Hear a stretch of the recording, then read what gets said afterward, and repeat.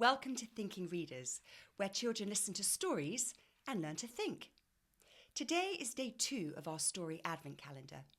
Yesterday, we read the first 2 chapters of The Lion, the Witch and the Wardrobe. We practiced our skills of summarising and inference, using clues from the text to support our ideas and figure out the meaning of a word.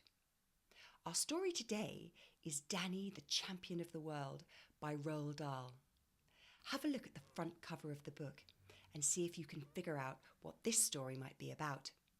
This is actually my original copy of the book from when I was a child. Now, as I'm reading, I'd like you to think about who is telling the story and what effect is that having on you as the reader? How is it making you feel? Should we get reading? Chapter 1, The Filling Station. When I was 4 months old, my mother died suddenly, and my father was left to look after me all by himself. This is how I looked at the time. I had no brothers or sisters, so all through my boyhood, from the age of 4 months onwards, there were just the 2 of us, my father and me. We lived in an old gypsy caravan behind a filling station. My father owned the filling station and the caravan and a small field behind, but that was about all he owned in the world. It was a very small filling station on a small country road surrounded by fields and woody hills. While I was still a baby, my father washed me and fed me and changed my nappies and did all the millions of other things that a mother usually does for her child. That is not an easy task for a man, especially when he has to earn his living at the same time repairing motorcar engines and serving customers with petrol. But my father didn't seem to mind. I think that all the love he had for my mother when she was still alive, he lavished upon me. During my early years, I never had a moment's unhappiness or illness, and here I am on my 5th birthday. I was now a scruffy little boy, as you can see, with grease and oil all over me. But that was because I spent all day in the workshop helping my father with the cars. The filling station itself had only 2 pumps.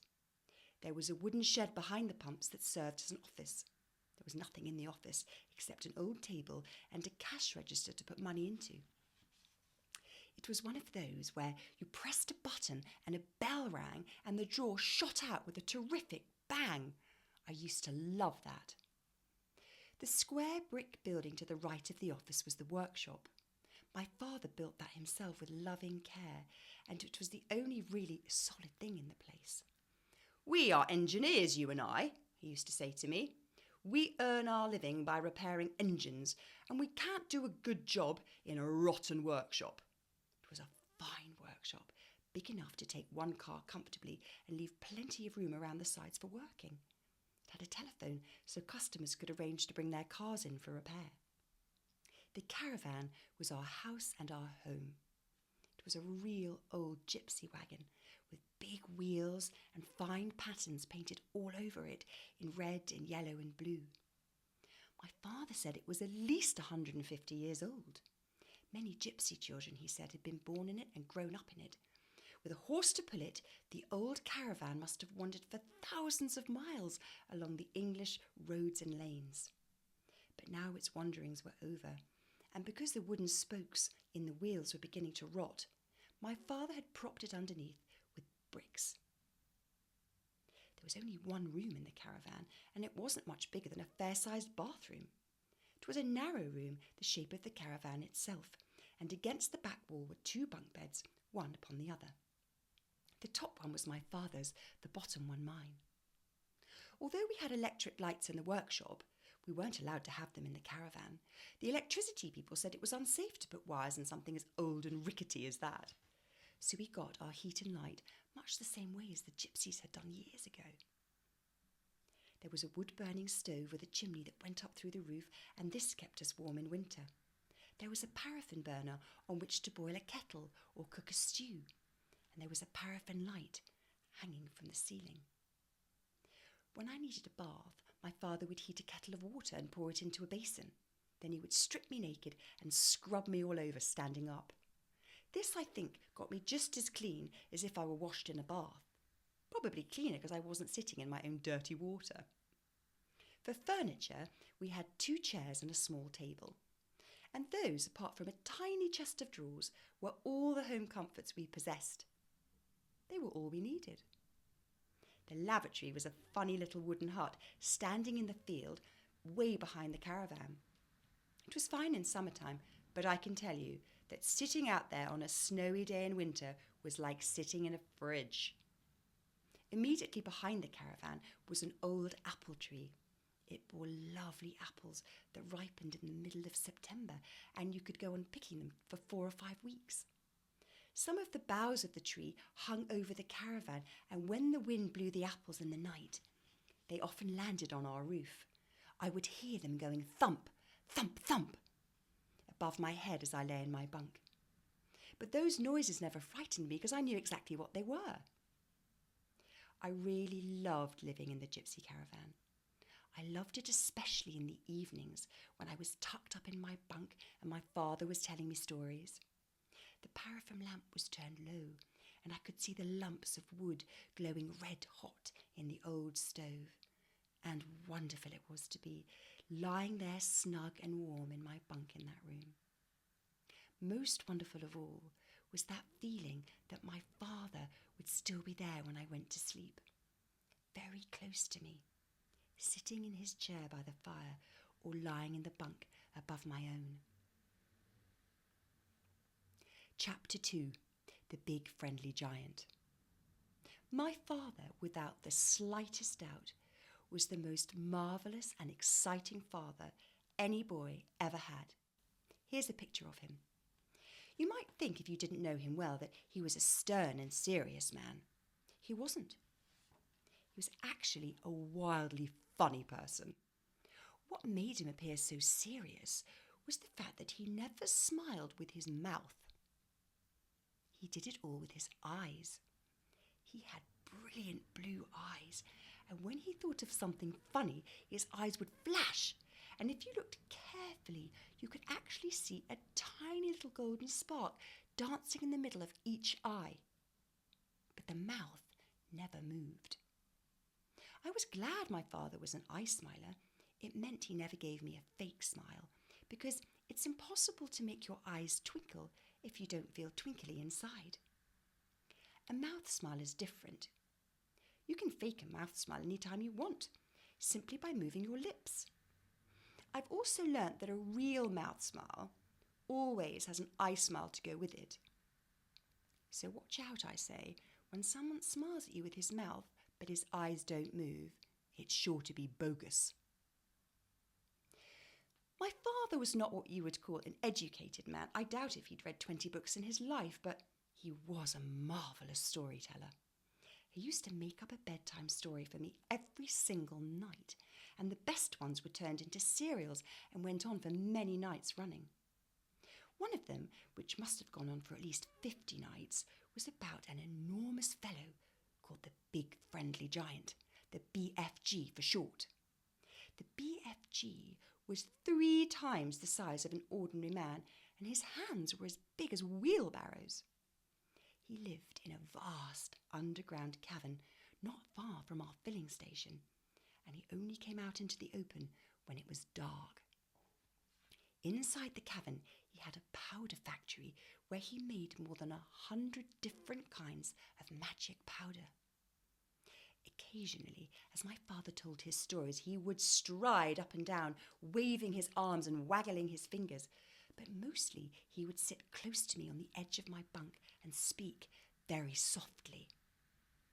The Big Friendly Giant makes his magic powders out of the dreams that children dream when they are asleep, he said.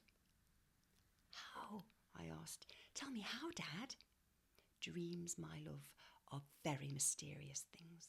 They float around in the night like little clouds, searching for sleeping people. Can you see them? I asked. Nobody can see them.